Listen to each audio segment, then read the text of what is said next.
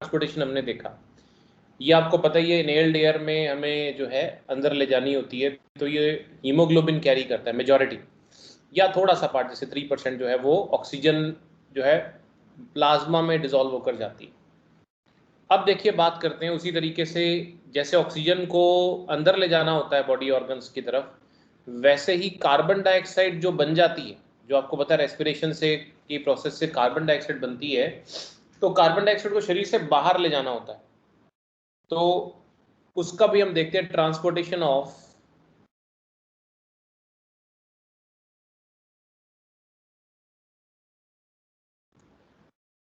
Carbon dioxide देखेंगे।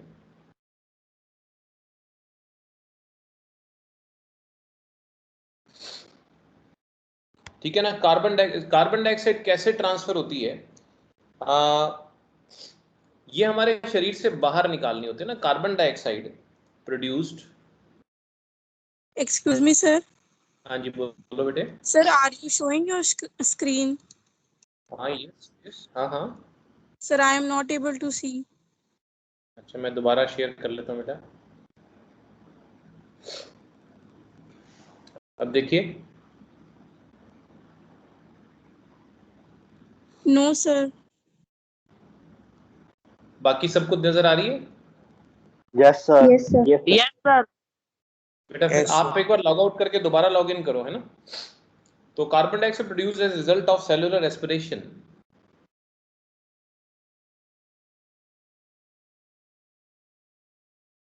is to be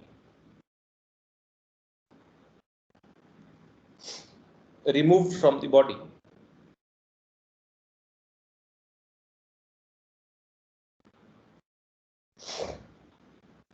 It is transported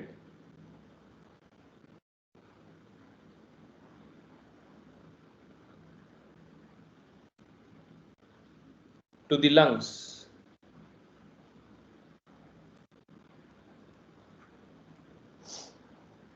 from various body tissues. हमारे शरीर के जो अलग अलग टिश्यूज हैं उससे लंग्स में जाती है फॉर एलिमिनेशन, मतलब शरीर से बाहर निकालने के लिए, as follows.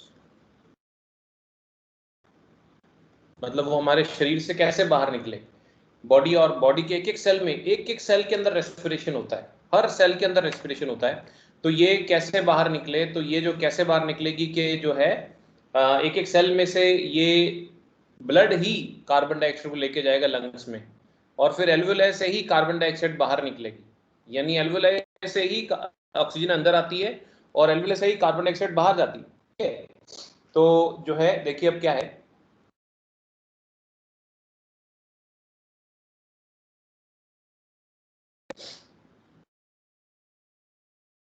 about 7%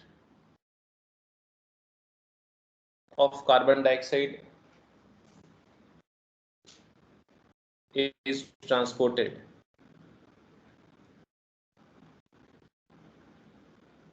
as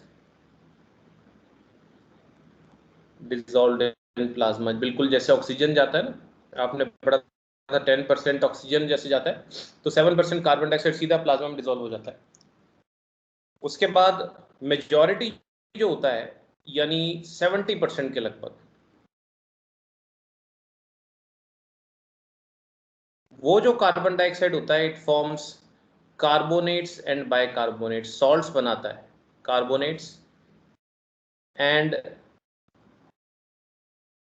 bicarbonate salts. Excuse me sir. हाँ जी sir I am not able to see your screen now also.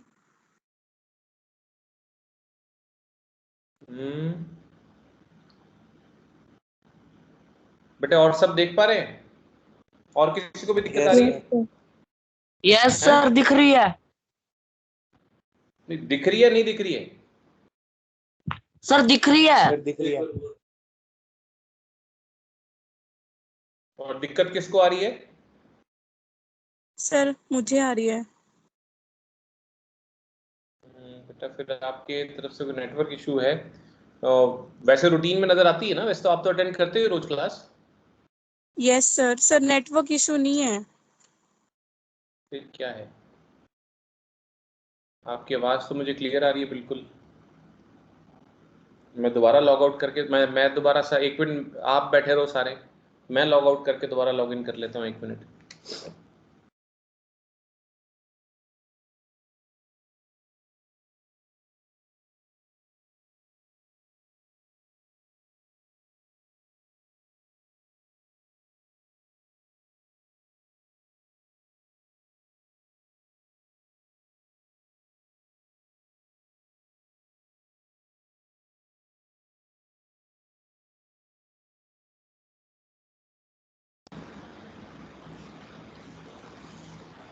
हाँ जी, अब बताएं।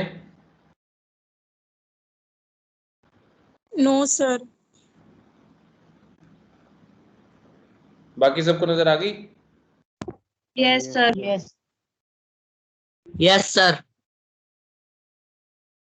क्या बताऊं बच्चे, अब कोई और मोबाइल फोन से लॉगिन करके देख लो,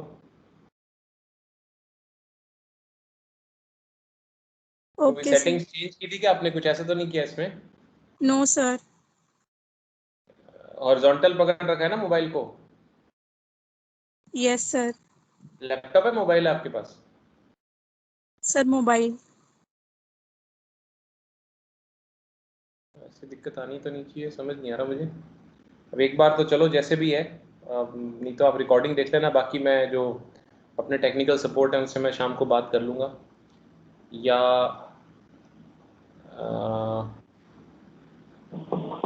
मैं आपको एक नंबर देता हूँ, 1 मिनट, ठीक है? आपको मैं व्हाट्सएप करता हूँ, आप उनसे फ़ोन करके पूछ लो, ठीक है? Sir please repeat again. आप रिकॉर्डिंग देख लेना आज फिर, ठीक है?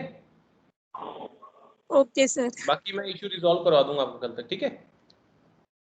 Okay sir.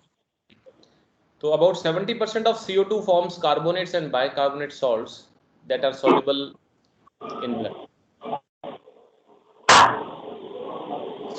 ठीक है ना, ब्लड में soluble form में। तो ये डिजोल्व फॉर्म में जाता है, और रिमेनिंग कितना रह गया? 77 हो गया, 23%। तो about 23% of carbon dioxide enters the RBCs, red blood cells में एंटर कर जाता है, और ये भी हीमोग्लोबिन से कंबाइन करता है, and combines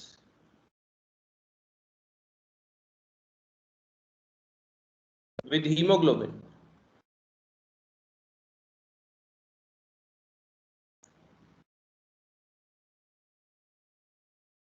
to form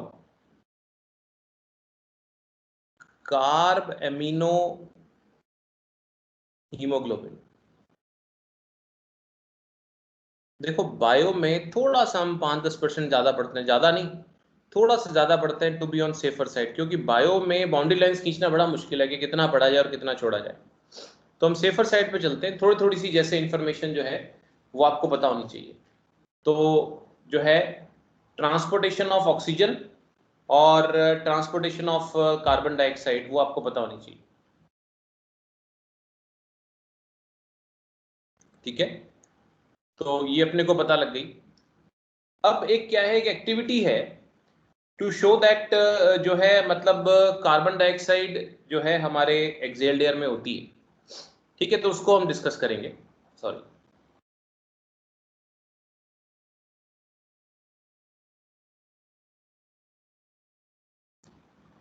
heading है एक्टिविटी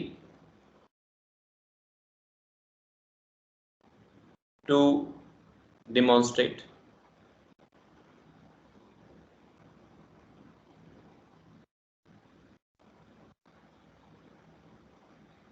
that our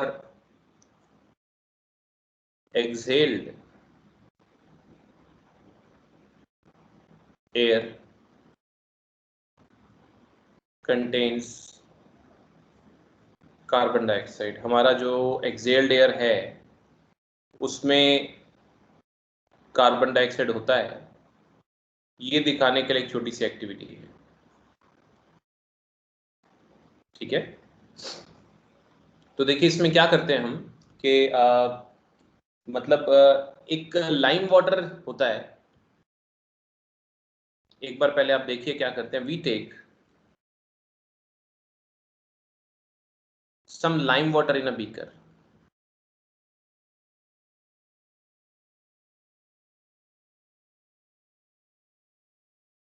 एक बीकर में हम थोड़ा लाइम वाटर लेते हैं। लाइम वाटर क्या होता है? लाइम वाटर एक्चुअली बहुत डाइल्यूट जो है, आप ये समझें कि वो कैल्शियम हाइड्रोक्साइड होता है, बहुत डाइल्यूट कैल्शियम हाइड्रोक्साइड के सॉल्यूशन को, जो कि अपना क्विक स्लेट लाइम होता है ना, उसके बहुत डाइल्यूट सॉल्यूशन को लाइम वाटर बोलते हैं। It's called lime water. ठीक है, तो ये थोड़ा सा हम ये सॉल्यूशन जो है एक बीकर में लेते हैं, मतलब आधा सा बीकर इससे भर लेते हैं। कलरलेस होता है ये। Lime water is colourless. Lime water is a colorless dilute aqueous solution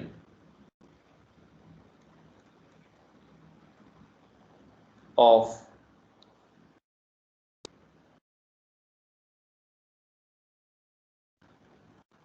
calcium hydroxide. It's a colorless dilute solution of calcium hydroxide.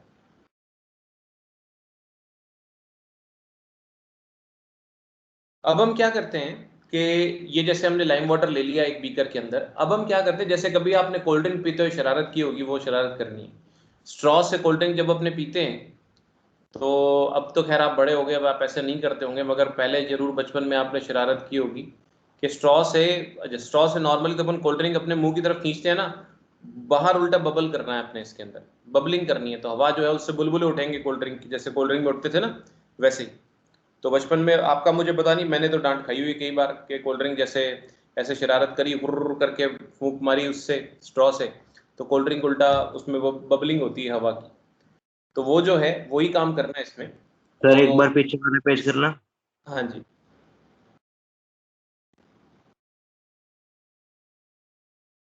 और देखो बहुत अच्छी बात है, मैं आपसे बार बार कहूँगा कि आप ना जो हम में से कुछ ऐसे हैं जो ना सिर्फ रिकॉर्डिंग्स पर जो है ज़्यादा निर्भर करते हैं, और मैं ये कहता हूँ कि आपको लाइव ही क्लास अटेंड करनी चाहिए। अगर आपके कोई नेटवर्क इशू नहीं है तो क्यों बार बार अपना समय खराब करें अपना। एक बार जो, और अपन अपना फॉर्मेट ही यही है कि नॉर्मल जैसी क्लास चल रही है वैसे ही अपन लिख रहे हैं तसल्ली से, है ना, तो वैसे ही आप अटेंड करो ताकि अपने बात की टेंशन ना रहे। फिर एक दिन किस दिन मिस हो जाता है तो फिर दिक्कत आती है, फिर वो रिकॉर्डिंग्स फाइल अप होती जाती हैं, वो फिर कवर ही नहीं हो पाता कभी अपने से। तो उससे बेहतर यही है कि आप जो है, जो आप तो खैर सारे जो ऐसे ही बैठे जो रेगुलर क्लास अटेंड करते हैं, तो रेगुलर ऑनलाइन ही अटेंड कर, लाइव क्लास अटेंड करनी चाहिए, कोशिश यही करें आप रिकॉर्डिंग की जगह। ठीक है, तो अब हम क्या करते हैं कि then we bubble our exhaled air.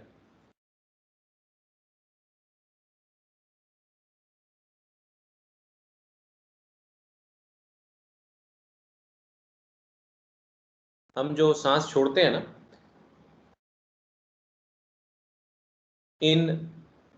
into the lime water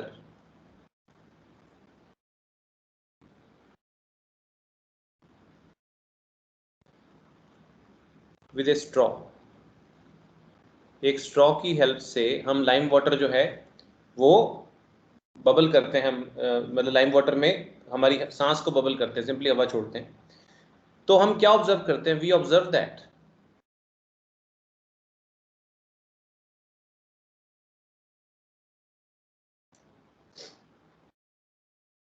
the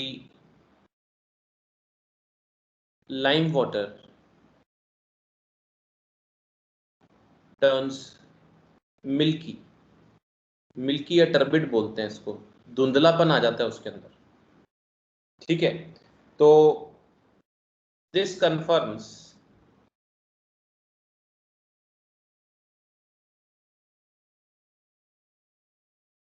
the presence of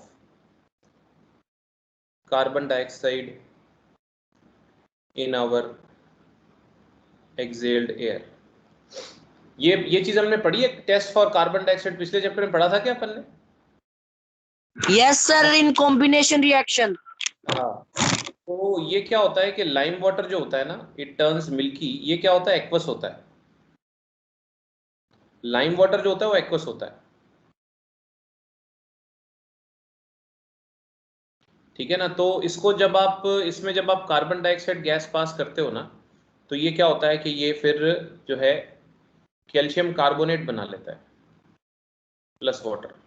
ये वही वाइट वॉशिंग ऑफ वॉल्स वाली इक्वेशन ही है वैसे। तो इससे क्या होता है कि ये जो है ना, ये तो आपका लाइम वाटर है, ये तो कलरलेस होता है, कलरलेस सोल्यूशन होता है।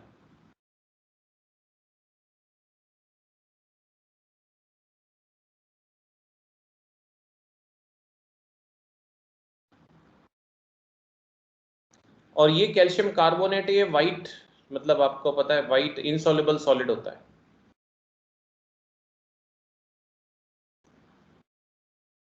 This reaction H2O is in a liquid form or a gaseous form? क्या चीज? Or H2O is in a liquid form or H2 gaseous liquid he form? होता है ना, H2 लिक्विड ही बनेगा, पानी में पानी मिल जाएगा, हम पानी में ही बबल कर रहे हैं,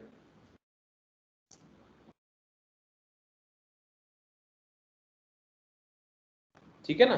तो इसमें इसकी एक्सप्लेनेशन क्या देते हैं हम, the lime water turns milky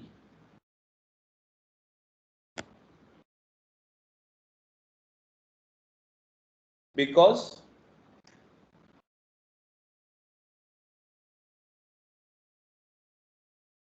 calcium hydroxide reacts with carbon dioxide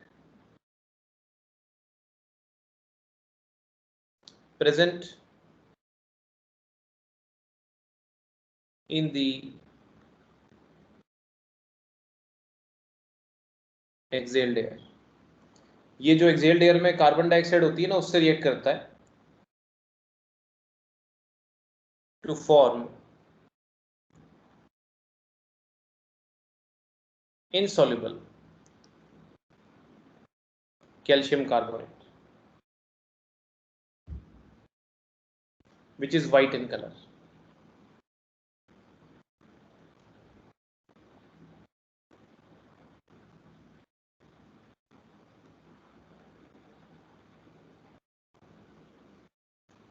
ठीक है ना। इस तरीके से क्या होता है कि ये जो है हमें पता लगता है कि हमारी जो सांस हम छोड़ते हैं उसमें कार्बन डाइऑक्साइड होता है। वैसे अगर आपको ध्यान हो, कैल्शियम कार्बोनेट के बारे में फर्स्ट चैप्टर मैंने बताया था आपको। ये जो है कैल्शियम कार्बोनेट आपने देखा होगा, chalk, limestone, marble, eggshells are all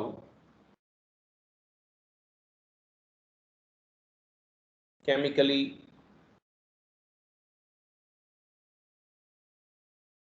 calcium carbonate. ये सब केमिकली कैल्शियम कार्बोनेट ही है। चौक, लाइमस्टोन, मार्बल, अंडे के छिलके, ये सब क्या है, कैल्शियम कार्बोनेट है।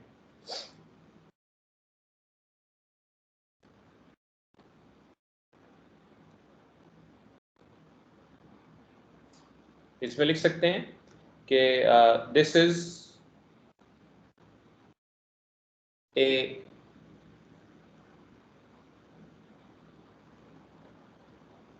confirmatory test to detect the presence of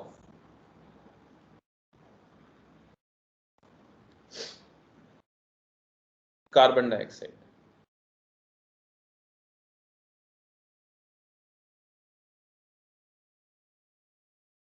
carbon dioxide की प्रेजेंस को डिटेक्ट करने का कंफर्मेटरी टेस्ट होता है।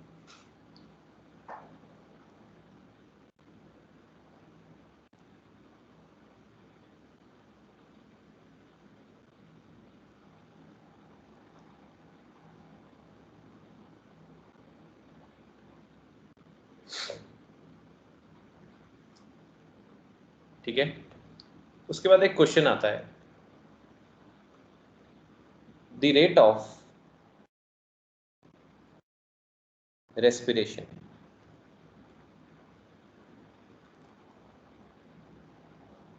is very high in fish as compared to other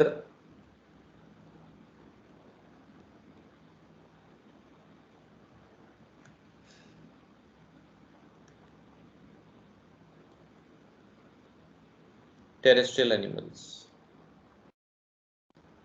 जो दूसरे टेरेस्ट्रियल एनिमल्स हैं उनके मुकाबले फिश में जो रेट ऑफ रेस्पिरेशन है बहुत ज़्यादा होता है, फास्ट, जल्दी जल्दी सांस लेते हैं, ठीक है ना, उनका प्रोसेस बहुत फास्ट होता है। ऐसा किस लिए? ठीक है ना, ऐसा किस लिए होता है, वाई? इसको समझने की कोशिश करेंगे।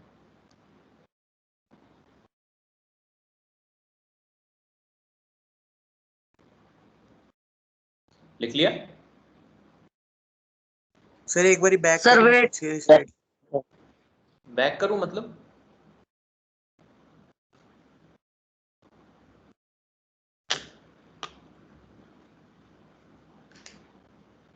सर पीछे वाली स्लाइड चलाना एक मिनट। कोई बात नहीं, 1 मिनट चलाए तो।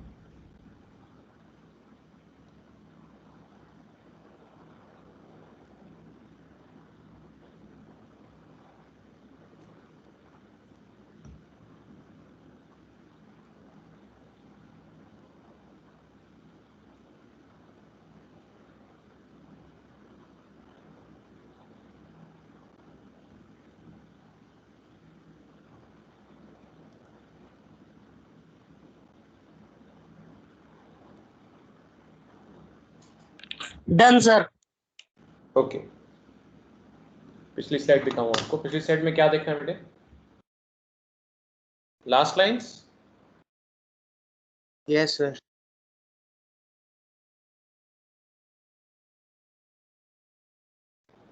Sir done. ओके, तो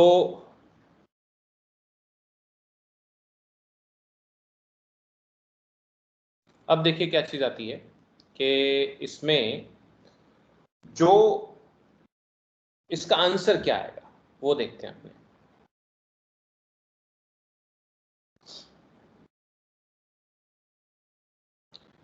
for fish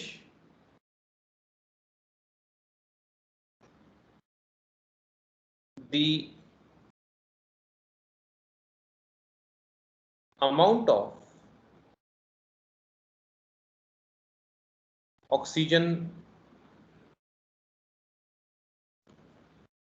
available for respiration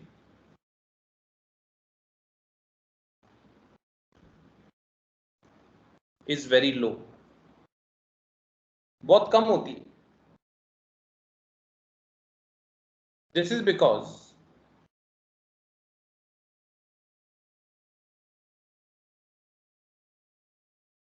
a very small amount of oxygen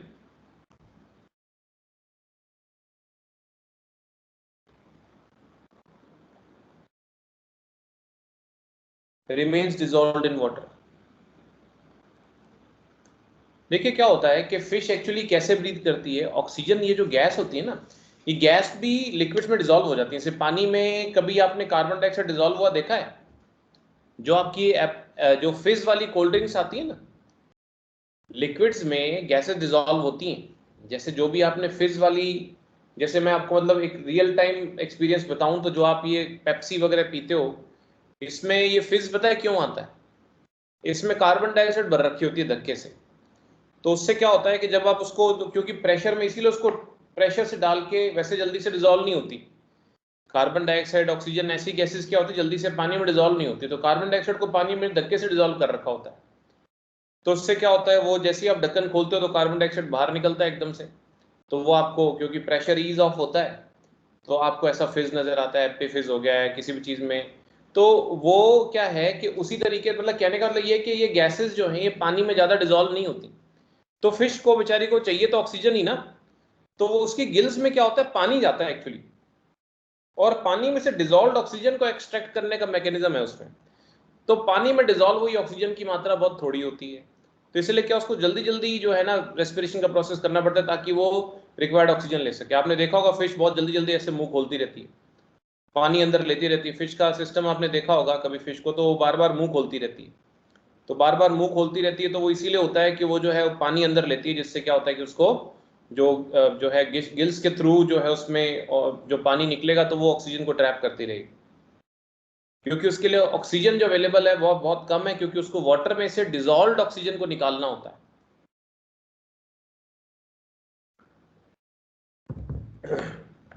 तो देखिए इसी में अपने लिख लेते हैं, ये करती क्या है फिश के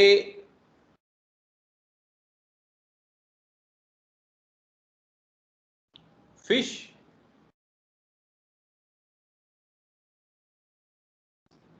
take in water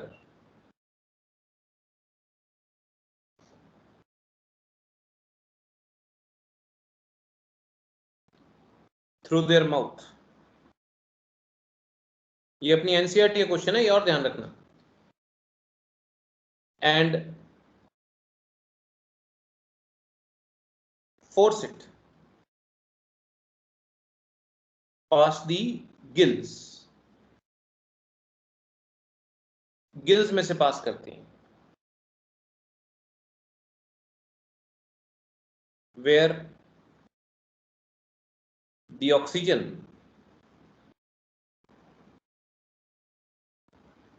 dissolved in water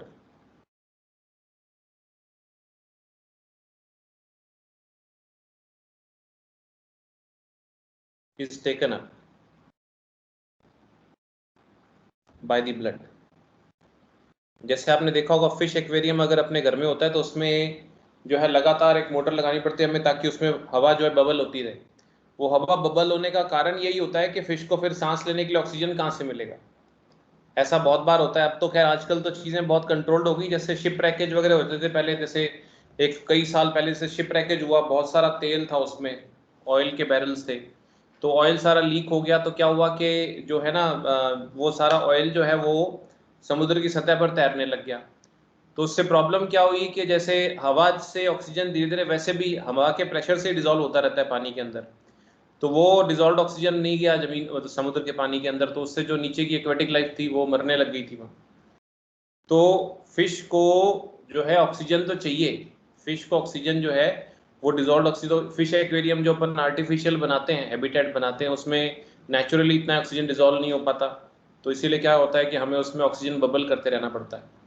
आपने देखा होगा फिश एक्वेरियम में लगातार बबल वाला सिस्टम बनाना पड़ता है ताकि उसमें बाहर की हवा अंदर हम करते रहें ब्लो, ताकि फिश के लिए अवेलेबल ऑक्सीजन रहे उसके अंदर कुछ ना कुछ। तो फिश क्या करती हैं कि मुंह से जो है लेती हैं, पानी को अंदर करती हैं और गिल्स में से निकालती हैं। तो कभी फिश की आप एक्टिविटी देखना तो आपको दिखेगा कि उसके मुंह बार बार उसका खुल रहा बंद हो रहा है, और जो है थोड़ा सा फिंच के पास देखोगे उसकी गिल्स जो है वो खुलती बंद होती रहती हैं। तो उस दौरान जो पानी उसमें से जाता है उसमें से वो डिजोल्व ऑक्सीजन ले लेते हैं। तो इसलिए क्या है, ऑक्सीजन क्योंकि अवेलेबल बहुत कम है तो उसमें रेट ऑफ रेस्पिरेशन बहुत फास्ट है, hence the rate of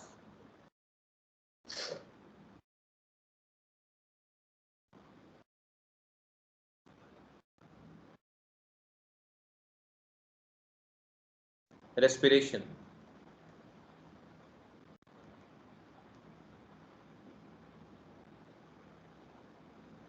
is very fast in aquatic animals। Normally हम बात करें जैसे फिश टाइप की जो ऑर्गेनिजम्स हैं,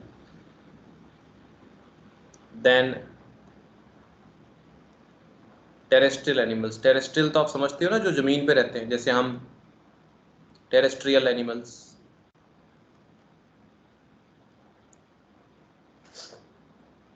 क्यों? As on land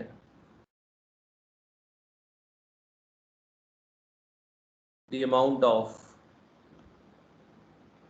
available oxygen is high,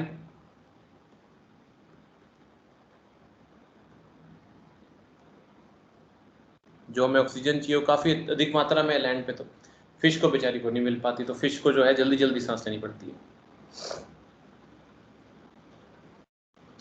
ठीक है, अब कुछ जो है कुछ जनरल इंफॉर्मेशन ही चल रही है अपनी। तो जैसे क्या होता है कि प्लांट्स की अपने बात करें तो प्लांट्स में गैसेस एक्सचेंज कहाँ होता है? हाँ जी, कुछ कह रहे थे? Yes, sir.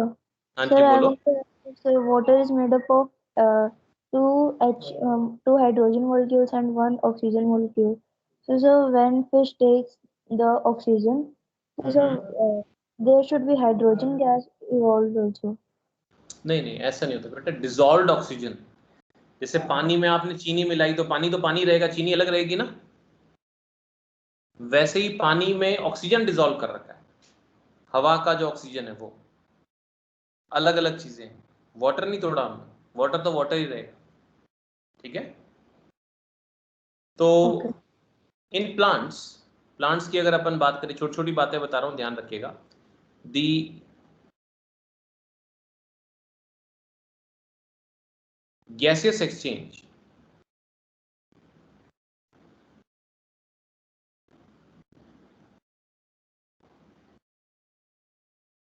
takes place through, कहां से होता है? स्टोमेटा है ना, स्टोमेटा से होता है। और किस प्रोसेस से होता है? By the transpiration, process of diffusion. ये एग्जाम में आए हुए क्वेश्चंस में से मैं आपको कुछ बातें बता रहा हूं, तो याद रखना। डिफ्यूजन समझते हो आप क्या होता है? What is diffusion? Yes, sir. क्या होता है डिफ्यूजन? यस हाँ जी, क्या होता है diffusion? Movement of liquid movement of gases water molecule from high concentration to low concentration.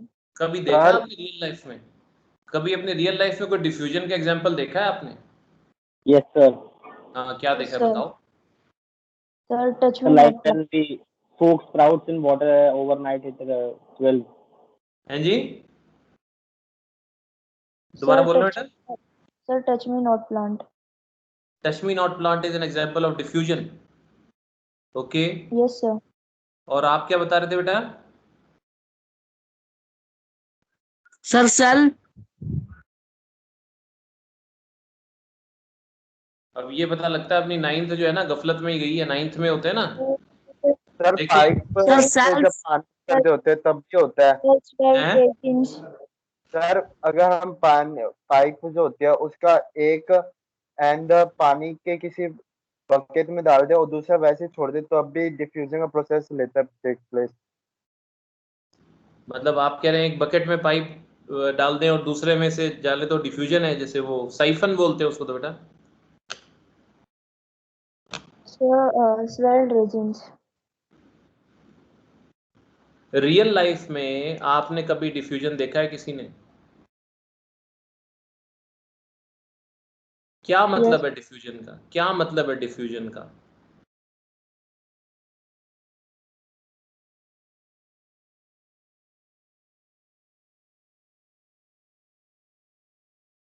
It means the movement of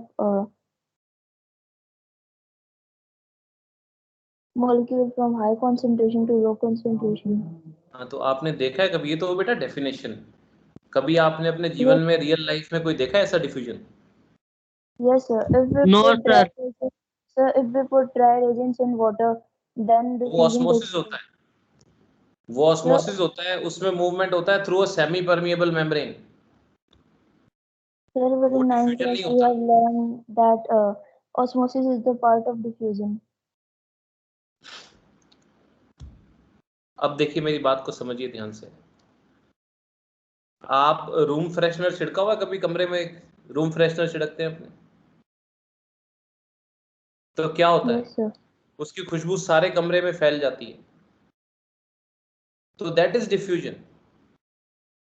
जहां पर वो फैली कैसे कि जो जहां आपने स्प्रे किया पहले, तो उसके नोजल के पास उस परफ्यूम के मॉलिक्यूल्स ज्यादा थे, और बाकी रूम की हवा में कम थे, तो वो ऑटोमेटिकली क्या होता है कि मतलब अपने आप एक ग्रेडियंट है, मतलब हायर कंसंट्रेशन से लोअर डिफरेंस, हायर से लोअर कंसंट्रेशन की तरफ ऑटोमेटिकली फ्लो करती हैं चीजें।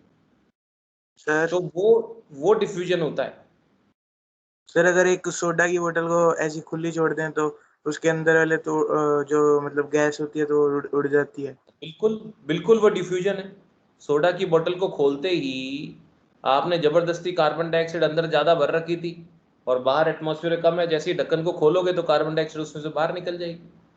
कब तक निकलेगी? जब तक दोनों तरफ लेवल बराबर नहीं हो जाता। बिल्कुल वही चीज होती है प्लांट्स में भी।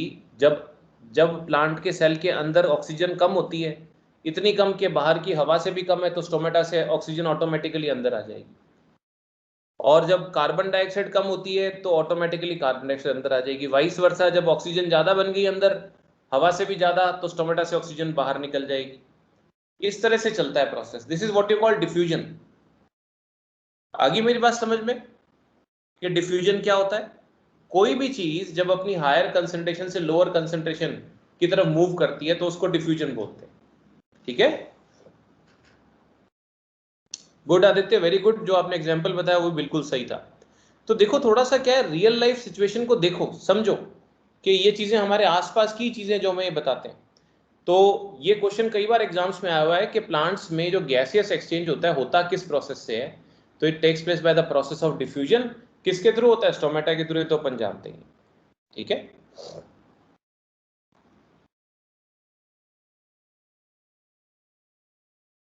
अब देखिए और प्लांट्स में ही अपन थोड़ी सी बात कर रहे हैं कि at night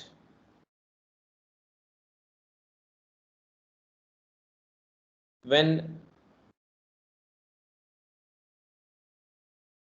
there is no photosynthesis,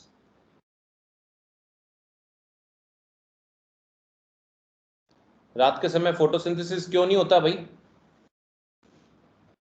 sir क्योंकि स्टोमेटा क्लोज हो जाता है। और कोई सन कारण नहीं होता। नहीं, सन ऐसा नहीं कुछ नहीं, क्योंकि सर लाइट नहीं होती। सनलाइट नहीं होती। होती। हाँ, फोटोसिंथेसिस, फोटोन नहीं होते, लाइट नहीं होती। ठीक है ना? तो उस दौरान क्या होता है कि जब फोटोसिंथेसिस नहीं होता, ठीक है, लेकिन रेस्पिरेशन 24 घंटे चलता है।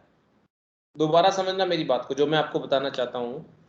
फोटोसिंथेसिस सिर्फ दिन के समय होता है, लेकिन रेस्पिरेशन पूरे समय होता है, हर टाइम होता है, हर ऑर्गेनिज्म में हर समय होता रहता है, रुकता नहीं है।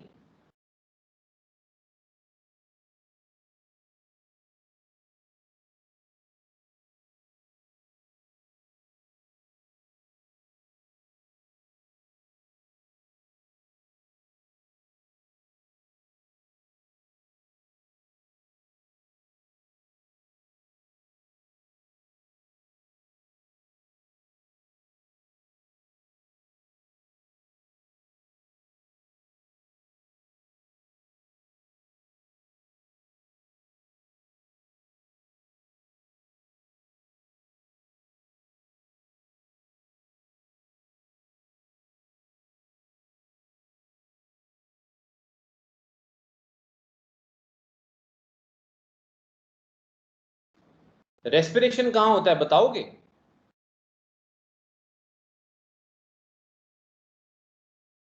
क्यों भाई? सर स्टोमेटा में। Sir, in the cells. Cells, चाहे प्लांट हो, एनिमल हो, अमीबा हो, पैरामेशियम हो, सिंगल सेल वाला हो, मोनेरा प्रोटिस्टा हो, चाहे आपका प्रोकैरियोट, चाहे यूकैरियोट, चाहे मल्टी सेलुलर, चाहे यूनिसेलुलर, जो भी प्लांट एनिमल, जो भी लाइफ लिविंग ऑर्गेनिजम्स हैं, रेस्पिरेशन एक एक सेल के अंदर होता है। रेस्पिरेशन एक केमिकल रिएक्शन है और एक एक सेल के अंदर होती है। आज अगर अपनी बात कर रहे हैं तो अपनी बॉडी के एक एक सेल के अंदर, एक एक इंडिविजुअल सेल के अंदर, चाहे वो नर्वस सेल न्यूरॉन है हमारा, चाहे वो हमारा कोई एपिथेलियल सेल है, चाहे मसल सेल है, चाहे हमारा कोई रॉड सेल है, कौन सेल है, आईज में मिलने वाले जो सेल्स, कोई सा भी सेल हो, हमारे हर सेल के अंदर लगातार रेस्पिरेशन हो रहा है, उससे एटीपी बन रहे हैं और उसी से हमारी बॉडी काम कर रही है, चाहे यूनिसेलुलर है तो भी। ठीक है ना? चाहे प्लांट है, प्लांट के भी एक एक सेल में रेस्पिरेशन अनवरत होता है, लगातार होता है, सेल के अंदर होता है, लेकिन फोटोसिंथेसिस जो है प्लांट्स में वो सिर्फ दिन के समय होता है। कारण रात के समय सनलाइट अवेलेबल नहीं होती। प्लांट में एक खास बात होती है हमारे में से कि प्लांट अगर ऑक्सीजन लेता है रेस्पिरेशन के लिए तो ऑक्सीजन छोड़ता भी है फोटोसिंथेसिस के बाद। एक बार मैं जो बात बोल रहा हूं उसको लिखना जरा, फिर मैं बताता हूं। At night when there is no photosynthesis occurring, carbon dioxide elimination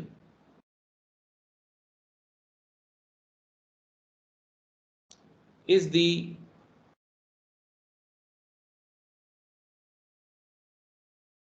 major event going on. ठीक है,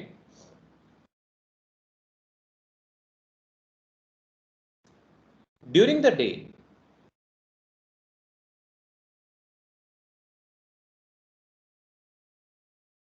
the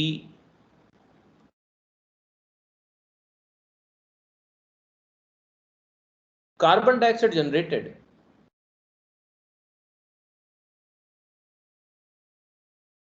by respiration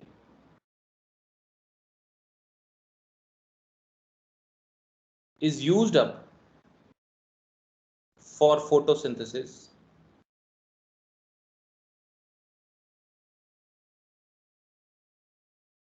by the plant itself, and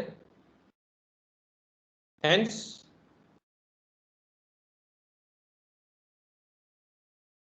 there is no release of oxygen, no release of carbon dioxide. Instead, oxygen release is the major event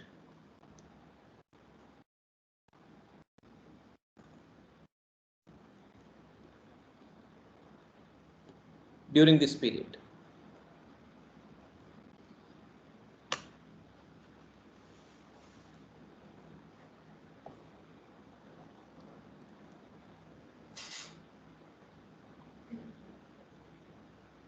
लिख लिया? Yes sir. तो अब देखो इस बात को समझो जरा। No sir. कोई नहीं, आप लिख लो, मैं पेज नहीं चेंज करता। देखिए क्या होता है, प्लांट की अगर आप बात करते हो ना, ग्रीन प्लांट की अगर अपन बात करते हैं तो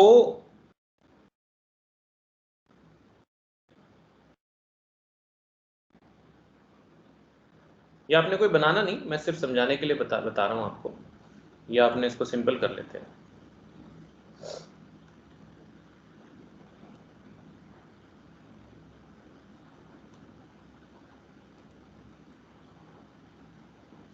देखिए क्या होता है कि प्लांट का जो एक मेजर काम होता है, जैसे आपको पता है कि सनलाइट उसको चाहिए दिन के समय। दिन के समय क्या होता है कि सनलाइट में प्लांट के अंदर क्या प्रोसेस हो रहा होता है कि वो फोटोसिंथेसिस करता है। फोटोसिंथेसिस के लिए वो कार्बन डाइऑक्साइड उसको चाहिए होता है। फोटोसिंथेसिस और रेस्पिरेशन से वो जो है जो कार्बन डाइऑक्साइड रिलीज करता है, ठीक है ना। और दूसरी बात, फोटोसिंथेसिस से वो ऑक्सीजन रिलीज करता है और रेस्पिरेशन में वो ऑक्सीजन लेता है।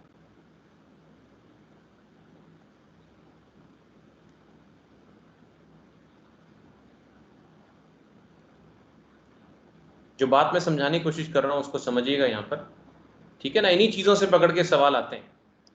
आप देखेंगे फोटोसिंथेसिस में क्या हो रहा है, प्लांट कार्बन डाइऑक्साइड लेता है ऑक्सीजन छोड़ता है। I hope you understand. कहां से आ रहा है कार्बन डाइऑक्साइड? हवा से, और ऑक्सीजन हवा में छोड़ रहा है। जबकि जो रेस्पिरेशन में ऑक्सीजन लेता है और कार्बन डाइऑक्साइड बाहर छोड़ता है। ठीक है, तो अपने लिए कौन सा फायदेमंद है? वैसे अपने लिए फोटोसिंथेसिस बढ़िया चीज है। प्लांट क्या करता है? प्लांट क्या करता है, ये क्या कह रहा है आपको? दिन के समय जब फोटोसिंथेसिस चल रहा होता है, दिन के समय जब फोटोसिंथेसिस चल रहा होता है ना, तो प्लांट क्या करता है कि जो ये कार्बन डाइऑक्साइड बनती है ना, यहाँ पर जो कार्बन डाइऑक्साइड रेस्पिरेशन से बनती है, इस कार्बन डाइऑक्साइड को बाहर नहीं जाने देता। बाहर से जो कार्बन डाइऑक्साइड लेता है वो लेता ही है, ठीक है, लेकिन साथ में जो कार्बन डाइऑक्साइड निकलती है उसको खुद ही ले लेता है अंदर ही। जो रेस्पिरेशन की कार्बन डाइऑक्साइड बनती है खुद ले लेता है, क्योंकि फोटोसिंथेसिस के लिए उसको कार्बन डाइऑक्साइड चाहिए। तो पहले तो अपनी खुद के जो सेल्स में कार्बन डाइऑक्साइड बन रही है बाहर से लेकर, उससे पहले खुद ही ले लेता है। तो दिन के समय क्या होता है? अच्छा, फोटोसिंथेसिस का रेट कार्बन रेस्पिरेशन से फास्ट होता है, तो दिन के समय वो कहता है कि मेन जो काम होता है ना, वो ऑक्सीजन के निकलने का होता है। दिन के समय ऑक्सीजन बाहर निकलता है मेनली, क्योंकि फोटोसिंथेसिस फास्ट हो रहा होता है, और जो कार्बन डाइऑक्साइड बाहर निकलता नहीं, प्लांट कार्बन डाइऑक्साइड जो अपना निकालता भी रेस्पिरेशन से, क्योंकि रेस्पिरेशन उसमें नहीं रुकता कभी। तो ऑक्सीजन ले रहा है, कार्बन डाइऑक्साइड छोड़ रहा है, लेकिन कार्बन डाइऑक्साइड बाहर नहीं जाती, अंदर ही अंदर वो यूज कर लेता है। तो major event during the day is release of oxygen. हालांकि रेस्पिरेशन में ऑक्सीजन कंज्यूम भी होता है, मगर फोटोसिंथेसिस में उससे कहीं ज्यादा ऑक्सीजन रिलीज होता है बाहर, क्योंकि फोटोसिंथेसिस का रेट फास्ट होता है। लेकिन रात के समय क्या हो जाता है? रात के समय कौन सा प्रोसेस बंद हो जाता है? रात के समय कौन सा प्रोसेस बंद हो जाता है? फोटोसिंथेसिस। फोटोसिंथेसिस। रात के समय क्या होता है कि जब रात होती है ना, तो रात के समय ना प्रॉब्लम क्या आती है कि सिर्फ रेस्पिरेशन चलता है, फोटोसिंथेसिस बंद हो जाता है। तो प्लांट ऑक्सीजन लेता है रेस्पिरेशन में, मैंने आर फॉर रेस्पिरेशन लिखा, और कार्बन डाइऑक्साइड छोड़ता है। तो ये चीज मैंने लिखवाई है कि रात के समय कार्बन डाइऑक्साइड रिलीज होना मेजर इवेंट होता है, क्योंकि रेस्पिरेशन फोटोसिंथेसिस होना ही बंद हो जाता है, होता ही नहीं। तो दिन के समय ऑक्सीजन का निकलना मेजर इवेंट होता है, जबकि रात के समय कार्बन डाइऑक्साइड रिलीज करता है प्लांट मेनली। ये बात मैं आपको समझाना चाहता था। बोलो, समझ आई मेरी बात? Yes sir. ठीक है ना? तो ये छोटी छोटी सी बातें हैं, ध्यान रखनी चाहिए। जैसे पुरानों में कई कहते भी है रात के समय पेड़ के नीचे नहीं सोना चाहिए, ये वो कहीं ना कहीं इसी चीज से है कि रात के समय कार्बन डाइऑक्साइड की कंसंट्रेशन थोड़ी ज्यादा होती है पेड़ों के नीचे। हालांकि ऐसा कुछ नहीं है कि वो जानलेवा या ऐसा कुछ नहीं होता, बट जो है एक बात ये है कि कार्बन डाइऑक्साइड रिलीज होता है मेनली रात के समय। तो ऑक्सीजन का रिलीज होना मेन डे का इवेंट होता है। ठीक है?